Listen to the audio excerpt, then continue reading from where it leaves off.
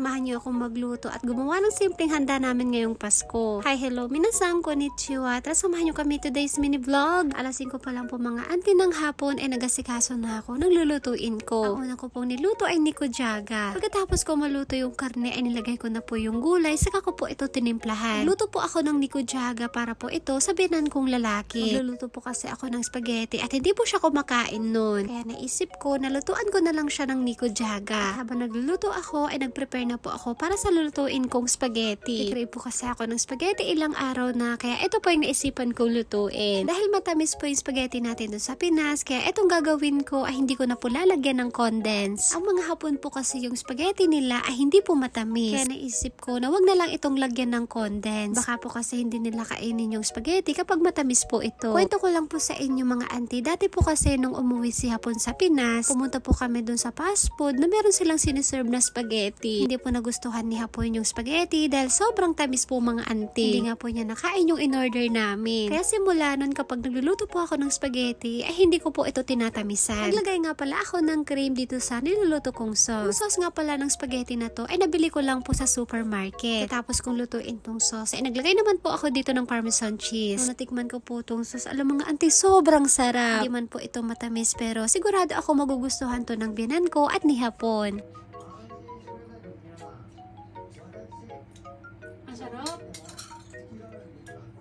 Tapos ko pong lutuin tong sauce, ay lulutuin ko naman po yung pasta. At habang nagpapakulo po ako ng tubig mga auntie, ay naglinis muna ako dito sa mesa namin. Dami po kasing nakakalat, kaya yung iba ay tatabi ko muna. Yung nakalagay po dito sa mesa namin, alam nyo ba, na pagkain po lahat yan ng mga binan kong Hapon. Hilig po silang mag-snacks, kaya hindi po nawawala ng pagkain dyan sa mesa. Pagkatapos ko pong maglinis ng konti dito sa mesa namin, ay gagawa naman po ako ng charcuterie board na pang Noche Buena. Hindi ko po alam kung tama ba yung pagkabigkas ko mga auntie. Hala, kinakabahan ako. Mo ante.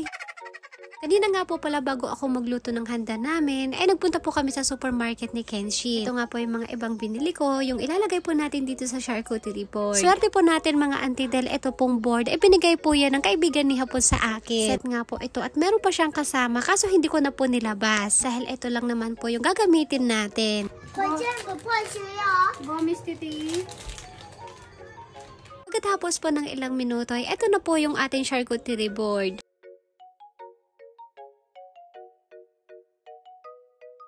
So, ito naman po mga auntie yung ating pinapakulong pasta, ay luto na rin po. Naluto na, ay agad ko na rin po itong hinugasan. Ano ba mga auntie, kapag nagluluto po ako ng pasta, ay hindi ko po ito hinuhugasan. Kaya ko po kasi yung style ni Hapon na kapag nagluluto siya ng pasta, hindi na po niya ito hinuhugasan. Diretso na po yun sa sauce. Mamaya pa po kasi kami kakain mga bandang 11 PM kapag dumating na po si uncle niyong Hapon. Gusto ko po kasi ngayong Christmas ay sabay-sabay po kaming kumain. Sabi ko sa mga binan kong Hapon kapag gutom na sila ay pwede na silang maunang kumain. Pero ang sagot po nila sa akin na hindi pa daw sila gutom at hintayin na lang daw namin si Hapon. So ayan, pagkatapos po ng ilang oras ay tapos na po akong magluto ng handa namin ngayong Christmas. Nagulat nga po ako kay father-in-law ko mga auntie na para siyang nanghihina. Kaya binigyan ko siya kaagad ng tubig para makainom siya. Tinanong ko nga si Otto kung anong nangyayari sa kanya. Sabi niya sa akin na hindi po daw siya makaano at nahihirapan siya. Pagkatapos ko pong magluto, ay papakainin ko na po si Kenshi. Gutom na po kasi itong anak ko dahil anong oras na. Papakainin ko muna siya, tapos mamaya pag uwi po ni uncle yung Hapon, ay sabay-sabay ulit kaming kakain.